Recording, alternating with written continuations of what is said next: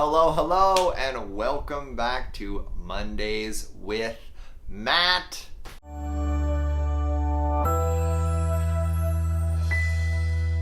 Welcome guys, welcome to Mondays with Matt. If you're watching on YouTube, so happy to have you here on my YouTube channel. Take a second, hit that little subscribe button. I'm uploading new content all the time, and I would love to have you as part of the tribe. My name is Matt Schaefer. I am a coach for women. I support women in empowerment, connection, and relationship. And this is my weekly show, Mondays with Matt, where I get into personal development, spirituality, leadership, love, relationships, connection, all the things that I'm passionate about and that I'm learning about in real time. And this is a subject that could not possibly be more real time, because this subject that I want to talk about today is something that is in my face every day. And I want to talk about it with you because I think it's so prevalent and it's so important and it's so extremely important if we're on the path to growth, if we're on the path to ascension. And that topic is wrestling with resistance. So resistance. So I want to talk about the nature of resistance, because I don't think we really take the time often to really look at what resistance is and why it's such an issue in our lives, why it's such a prevalent force in our lives, right? So what does resistance look like to you? What does it mean to have resistance towards something? Why do we resist things? And what do we resist, right? So I'd love to hear from you guys.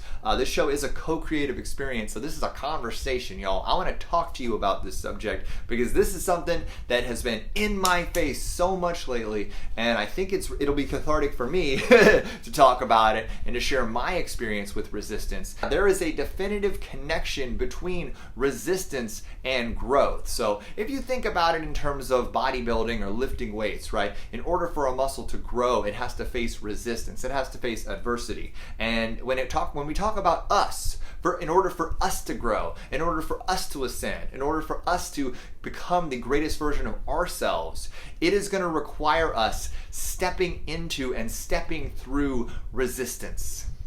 And I know that is hard for a lot of people to hear because people want life to be easy. We have this human impulse, this human craving, right, for things to be easy. And I'm not saying that there aren't going to be times in your life where things are just going to flow and life is just going to be a breezy process where everything just sort of goes seamlessly one thing into the next, and it's not going to be hard. Life doesn't always have to be hard, right? And I'm not advocating for that. I'm not saying that you always have to be in struggle. And I'm not saying that facing and overcoming resistance and being in struggle are two different things, okay? When we're in struggle, right, we're often in victim mode. We're often disempowered. We're struggling.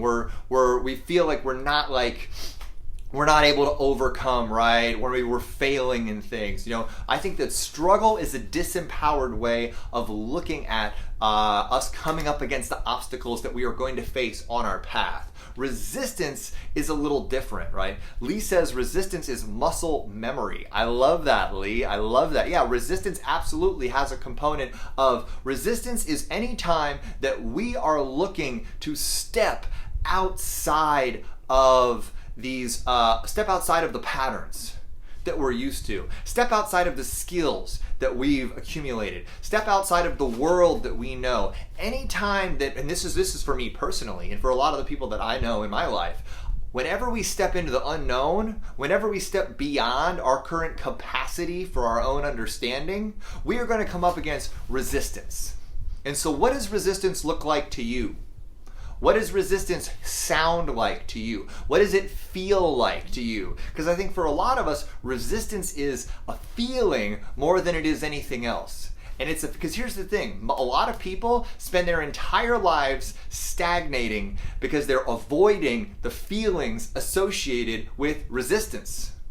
People spend their entire lives settling, compromising, selling out, hiding out, putting their head in the sand, avoiding what's difficult, avoiding what growth is possible, avoiding what's all over there because They're just avoiding the discomfort of resistance. And that's the biggest feeling that it is. It is so uncomfortable to come up against that resistance. And so I'll just explain what my resistance feels like. My resistance feels like extreme anxiety. It is anxiety, and anxiety is something that's hard-baked, hardwired into my system. And whenever I'm coming up against the unknown, every time I'm coming up against like a new program that I have to learn, or a new type of speaking, right? Or a new modality of communication that I'm getting ready to take on. Anytime I'm stepping into an unknown space, it's anxiety. It's panic. It's all these feelings come up, imposter syndrome, right? Who am I to do this? And it's like anytime I hit an edge, all this stuff comes up, and it's the same feeling no matter what that edge is. And it's so interesting because like no matter how far along you are, this is at least my experience, and tell me if you can relate to this, anytime I come up against my next edge, all the same feelings come up. The panic, the anxiety, the imposter syndrome, my ego, because it's not just feelings, right? It's an actual voice. Give me a 1 if it's ever a voice to you. Is resistance for you a voice? Give me a 1 if it's just a feeling. Give me a 2 if it's a feeling and a voice. Because for me, it's both a feeling and a voice. When I feel resistance in my life, when I feel resistance in my world, I have the feelings of the panic and the fear and the this and the that and the other, and then I have the thoughts of, who the hell are you to do this? You're never going to be able to do this at a good enough level. Like, why would anybody, like, you've never done this before. Why is anybody going to care about what you have to offer when there's so many other people who have already done it better than you? Right? This is something that's brutal because, like, for me, I'm a former lawyer.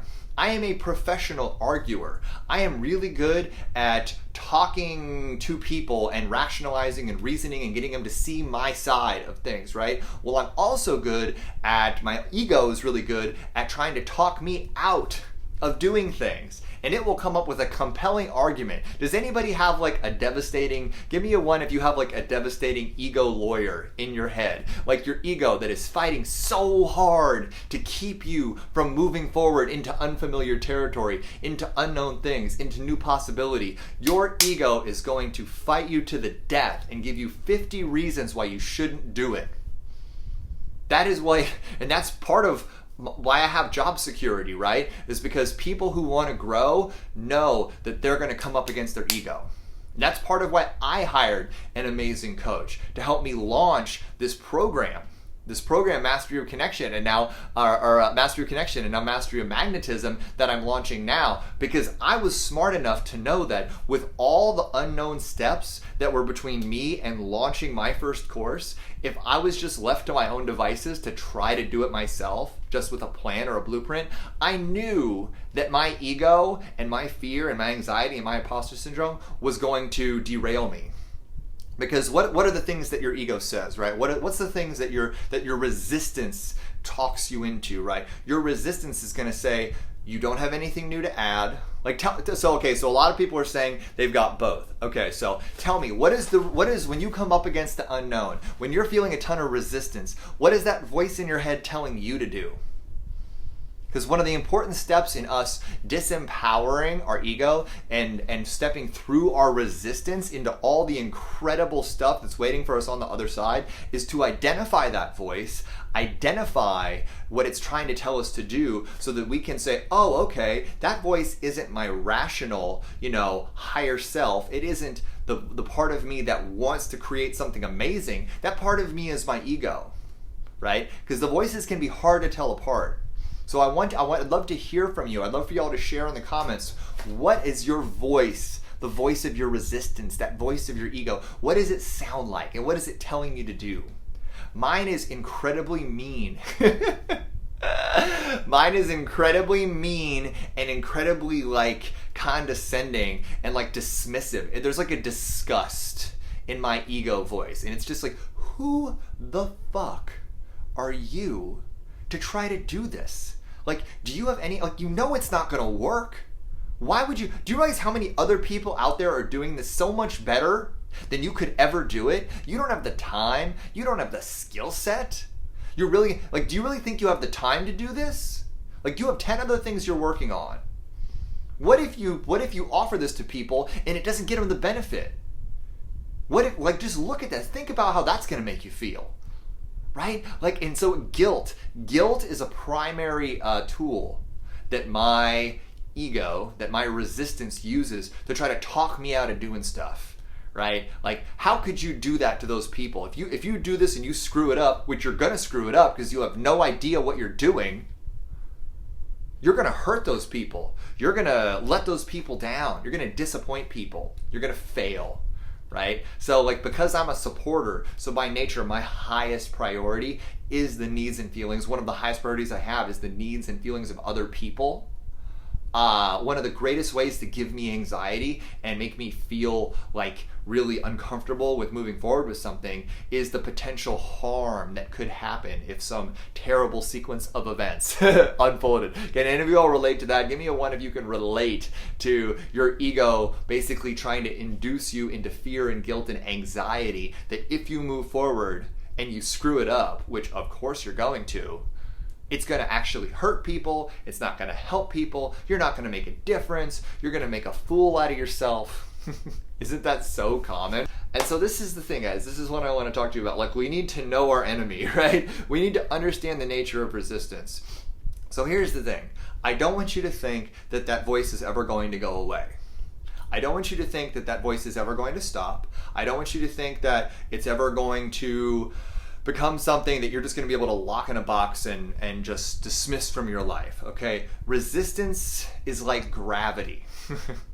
And this is something from The War of Art that is a great book. If you haven't read it, I highly recommend it by, I think it's Stephen Covey or Stephen Pressfield, yeah, who wrote the book. And it basically, he talks about the nature of resistance, that anytime you go to create anything new, anytime you go to step into any new unknown and bring forth something into the world that has never existed before, or bring forth your own interpretation of something, in any way, you are going to experience resistance. Anytime you step outside of the little box that you currently understand yourself to be, in any way, you're going to come up against resistance. It's like physics. It's like transformational physics, okay? Psychological and emotional physics. So you need to recognize that until you are able to develop a healthy relationship with the anxiety, discomfort, guilt, pain, and sometimes it really feels like death. Like, it really feels like I will sometimes feel when I'm in the depth of like a resistance attack as it is, like, you feel like you're gonna die on some level, because in a way you are. Your ego, right? That part of you that's fueling this resistance, that part of you that's guiding these emotions is fighting for its life. It's fighting for this static understanding of who you are. It's fighting for this limited version, this comfort zone version, this smaller version of yourself. Your ego is fighting for that identity, right? That identity is its life. So you are actually, a part of you dies. That egoic identity, there is a death associated with stepping into the unknown. So it's okay to feel like you're dying.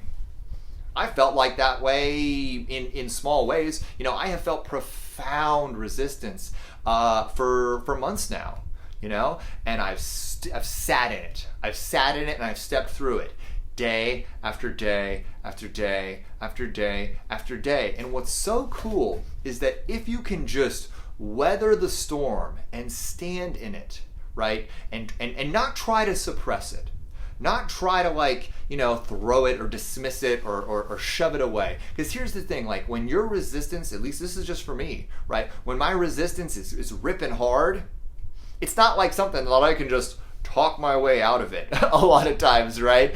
I can sit here, but what I can do is get anchored on what is on the other side of my resistance. Like, for me, for a lot of times with me, what's on the other side of my resistance is the purpose that I am here to serve for other people.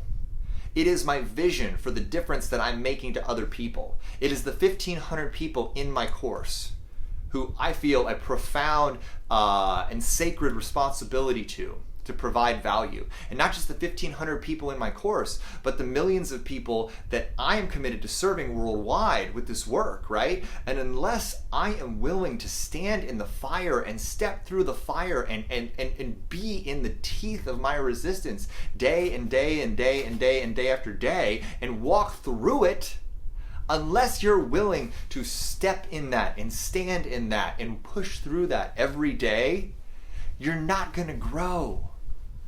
So I need you to understand that if you want to live your highest possibility, you are going to have to get comfortable with being incredibly uncomfortable on a regular basis. This is the nature of transformation.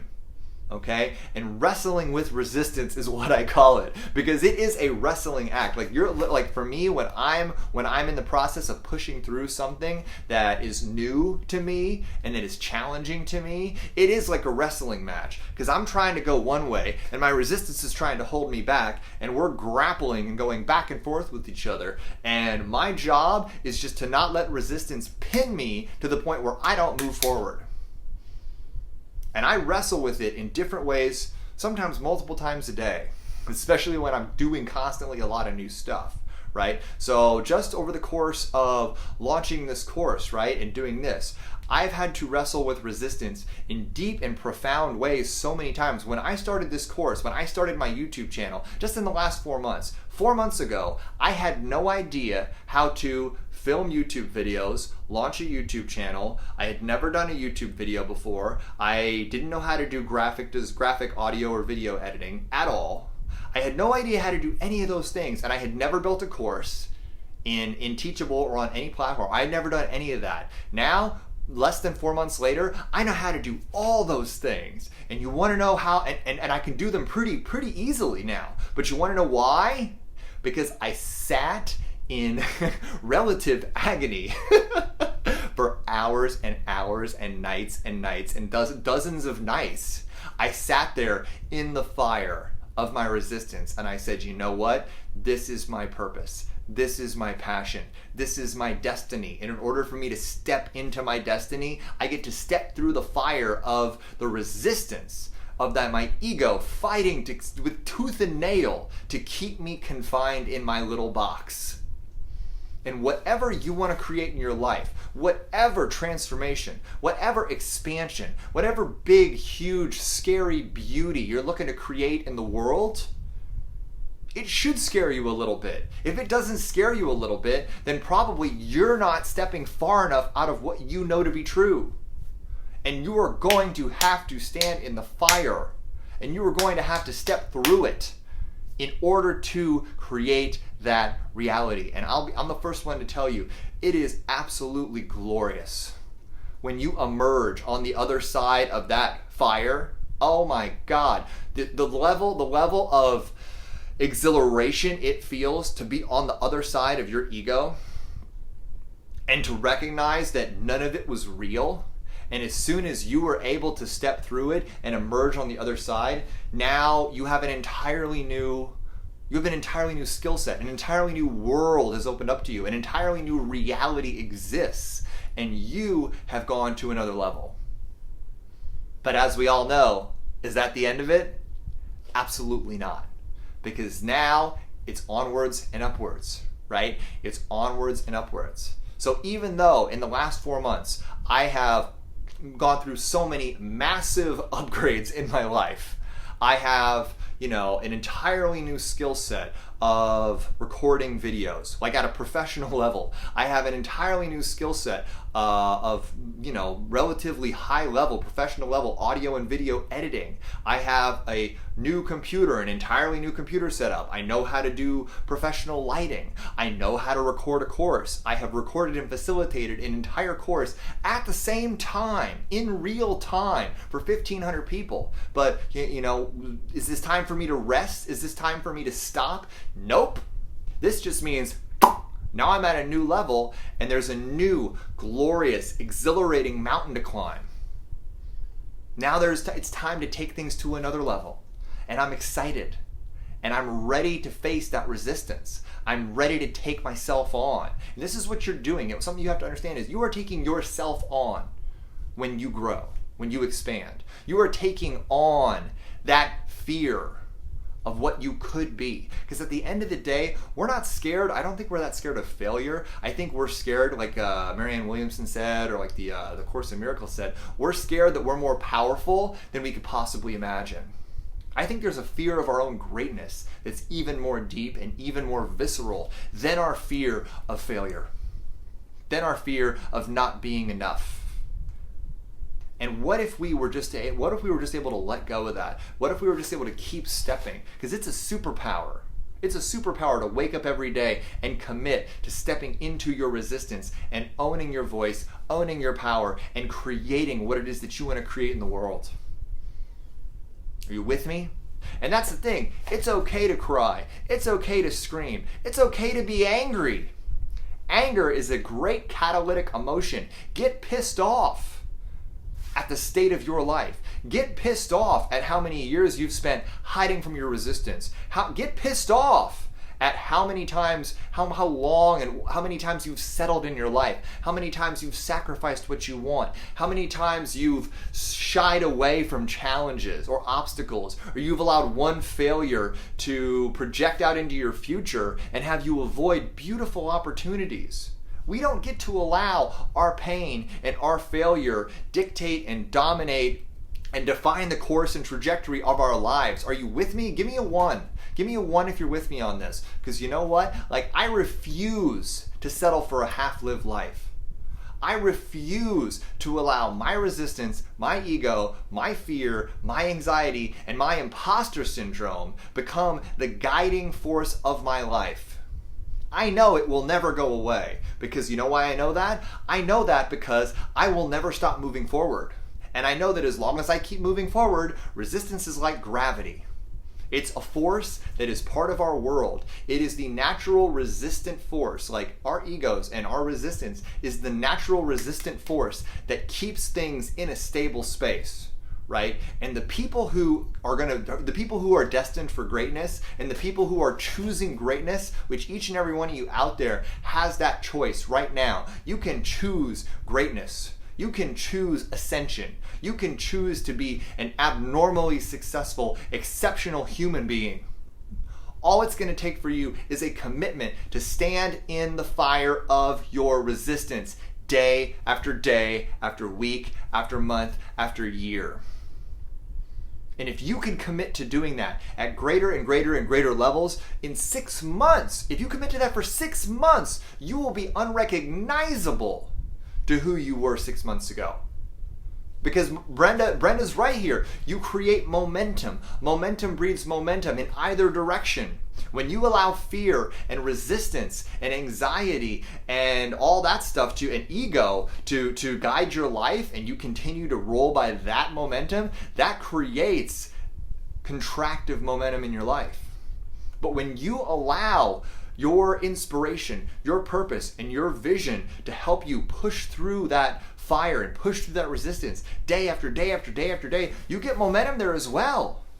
I've got so much momentum that even though my resistance often has me feeling like I am literally going to lose my marbles, even though that happens, and I'm dealing with levels of exhaustion at times that are borderline astonishing, I'm so uncomfortable with that a lot. I know that I am strong enough to overcome that. I know that my vision and what I'm committed to creating for each and every one of you out there, each and every one of you in my Facebook group, each and every one of you in Mastery of Connection, each and every one of you in my tribe, I know I am so fucking committed to each and every one of you that nothing, literally nothing, will stand in the way. Nothing will stand in the way of what it is that I'm committed to creating for each and every one of you. Nothing will stand in the way of the community and the tribe and the movement that I have committed to creating and that I see in my vision. I see this vision and it's intoxicating to me, right? And it is so beautiful to think about all the people that my work has already helped, people that I've never seen, people that I will never meet face to face. That is so cool. Not just all the amazing people that I've worked with one-on-one, all the amazing people that I've seen in groups, but there are now people in Singapore and all over the world that have seen my videos here on Facebook and that have done my course that I'm never going to meet, but it's changed their lives.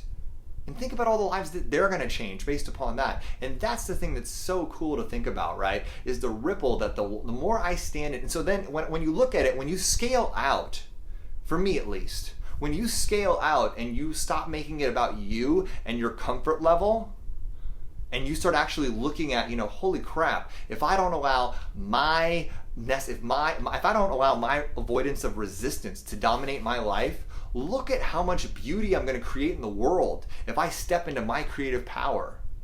And not only am I going to create, amazing stuff in the world by stepping into my creative power for myself, I'm going to create amazing results in the lives of others, because guess what? I'm showing up as an example of what's possible if you do stand in the fire. Because a big part of what we do by standing in the fire of our resistance is we are giving other people permission to do the same. We're letting other people know that if they choose to stand in the fire of their resistance, if they choose to get uncomfortable, if they choose to step into that pain and recognize the breakthrough that's on the other side of it, their lives are going to transform too. So as you transform yourself, the people around you change because they see you grow. They see you expand, and their higher self says, ooh, I want that too. Give me a 1 if you're committed to wrestling with your resistance, standing in the fire, and being an example of what's possible to other people. Creating what you were put here to create. You were brought here to this planet, to this world, for very specific reasons. There are gifts, there are talents, there are joys, there are creations that only you can provide. There are people out there who need your voice, who need your love, who need what you're here to create. And the only person standing between you and all of that beauty, all of that magnificence, everything that you were put here to do, the only person standing between you and all of that magic is you, is your fear, is your avoidance, is your resistance, is your ego, is the wounds that you internalized from when you were 6 years old and your dad told you that you were a worthless pest or whatever. We can allow our entire lives, the trajectory of our entire lives, to be completely derailed by a handful of comments that we received between the ages of 3 and 7. A handful of comments can derail the purpose of our entire lives if we internalize those things, make them real, and project that narrative out through our ego for the duration of our lives. And there are a staggering, shocking, and tragic number of people who do that. They live entire lives as powerless victims because their drunk mom told them so, told them that they were worthless, told them that they were a burden when they were 6 years old. It is utterly tragic how that happens. For the record, I was lucky I did not have that happen in my family. I had amazing parents. All my crap comes from school. Mostly. The middle school love that I received from my students. But I'm saying everybody's got their trauma. Everybody has their original incidents that their ego has so firmly latched onto as the reasons that they're not enough and that they shouldn't try. Have the courage to try. Have the courage to fail. Have the courage to move forward into the unknown and releasing the need for it to be perfect, releasing the need for it to work, allowing it to be messy. Allow it to be messy. Do you realize how many mistakes I've made over the course of this last 6-month process of my life? How many times I've screwed up? How many times I've been late to calls? How many times I've published things that had errors in them? You know what? And for me as an analyzer, for me as a perfectionist, it is like a dagger when I realize that something is messed up. It is like a dagger that I feel, and then I get to feel that pain, and then I get to smile, and I get to be like, you know what? It's okay that it's not perfect.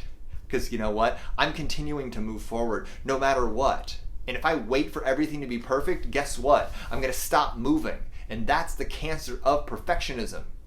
That's the cancer of waiting for everything, waiting for your ego to give you the green light to move forward, right? That if it's just perfect enough, then I won't be afraid. Nope. You're always going to be afraid when you're stepping into the unknown. I don't give a shit how perfect and polished you think it is. So let it be messy. Expect mistakes. Exactly, Lee. Expect mistakes as you move forward into the unknown. Expect mistakes with your process of expansion. And just be willing to fail forward. Be willing to, eat shit sandwiches and just commit. Like, I'm committed. Like, and this is the thing. What I always go back to, and I want to, as we start to wind this down, I want to leave you with this, because this is, to me, one of the greatest quotes that I've ever heard, and one of the greatest stories that I've ever heard. It's from Will Smith, and he basically he's telling the story of why he's successful in an interview, right? And this guy's like, well, what do you attribute all your success to? And he's like, well, guy, I'm not the smartest person in the room. I'm not the smartest person in Hollywood, nor am I the most talented, nor am I the most attractive person in Hollywood. I'm none of those things. But you know what? You know what I'm willing to do that a lot of people aren't willing to do? I am willing to die on the treadmill. And the guy's like, what do you mean? What do you mean you wanted to die on the treadmill? And he's like, well, basically, here's the deal. If you and I get on a treadmill together, one of two things is going to happen. Either you're getting off first, or I'm going to die. Basically, he's saying, I will not be outworked. I will not ever give up. If I choose to do something, it doesn't matter what it takes, because I'm willing to do whatever it takes. That's why Will Smith has created this meteoric level of success in his life, because he is a psychotically hard worker. He is the definition of leadership. He is the definition of living by vision, like at all costs. He doesn't care what it's going to take. And that's where I'm at. That is the commitment that I have made. I'm willing to die on the treadmill to accomplish my vision, to serve humanity, to live my highest purpose and my highest life, right? I'm willing to die on the treadmill. And that makes life so easy, because it just simplifies everything. I don't have to meter out, well, I'm going to spend this much time over here doing that and this much time over that. Nope, I'm all in on this. I don't have a plan B. I don't have a backup strategy. This is going to happen, and this is going to work, and not a damn thing is going to stand in my way, is going to derail me, or is going to distract me, because I'm willing to do whatever it takes. And there's freedom in that. There's freedom in 100% die on the treadmill level commitment. So I want you to ask yourself, and this is the Matt challenge, are you committed 1,000 Will Smith % to what it is that you want to create in this world? And if not, why? Why aren't you all in? What would it take for you to be all in? Do you need to take your vision to another level? Do you need to take your commitment to another level? Do you need to eliminate distractions and dissonance and noise from your life? What is it that's standing in the way of you being able to say, that thing over there, I'm going to get that no matter what. I'm going to create that no matter what. And no person, no obstacle, no feeling, no resistance, nothing is going to stand in the way of me creating what it is that I was born to create in this world. Give me a 1 if you're committed to doing that. Give me a 1 if you're committed to looking at your life and looking and really asking yourself, am I willing to do what it takes to accomplish my vision? And am I willing to do what it takes to get all the bullshit out of the way, so that I stop living less of a life than I'm capable of living? Because I'm standing for excellence for each and every one of you. I'm standing for excellence for myself. I want all of you to do and be and have what it is that you were put here to be and do and have. You were here to create magic in this world. You were here to live a big, juicy, fulfilling, expansive, profound life. You weren't here to have a half-assed, frustrating, disempowered, settling, compromised, disappointing life. Do you think you were put here to have that?